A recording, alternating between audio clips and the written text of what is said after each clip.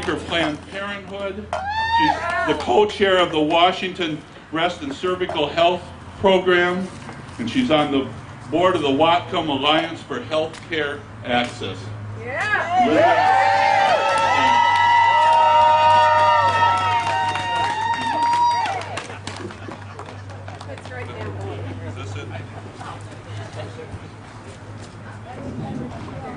I've got a bad shoulder, so it's a good thing I've got health care. Amen! Well, thank you for coming today. I'm really delighted to be asked to speak to you all. I've worked at Planned Parenthood now for 32 years, and if there's anything that I've learned during that time, it's that the lack of affordable health care affects each and every one of us.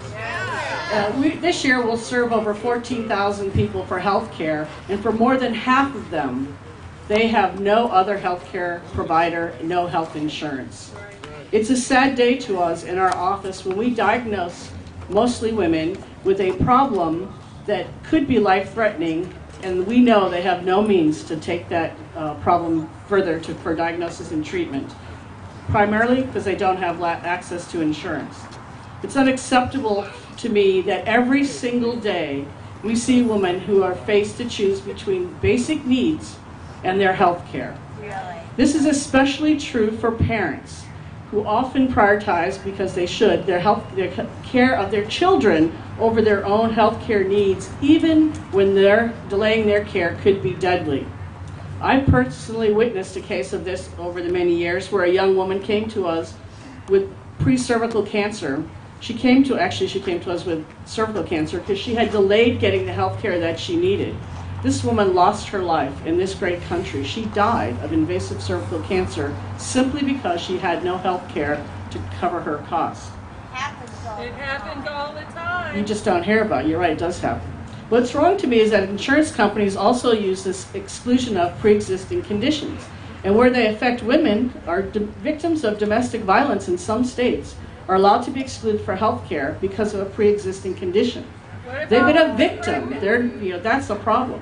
Women who give birth by cesarean section are also excluded from health care coverage because that's a pre-existing condition as well. It's wrong for that, and it's wrong that insurance companies are allowed to cherry pick who they want to put on their plans, excluding those who need it most. Because they have a monopoly. It's wrong that critically ill patients are dropped in the middle of their care. That's right. It's wrong that premiums are raised astronomically to force people out of the system when they need it the most.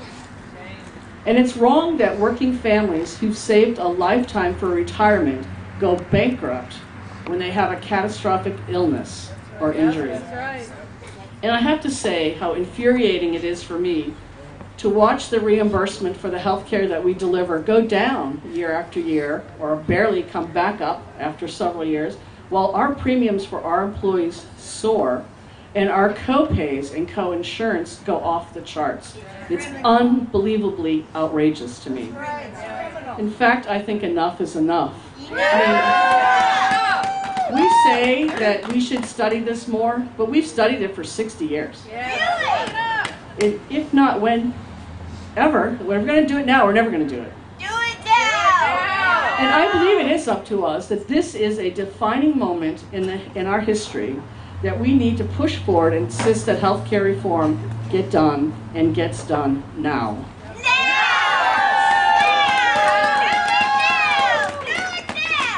What we want is simply to assure that all Americans have access to a family doctor. And that insurance companies put more into patient care than into their own pockets. As President Obama so eloquently states, we are the change that we have been waiting for. Let's keep up the pressure on Congress and make sure that it gets done, because the time for change has passed and the time for action is now.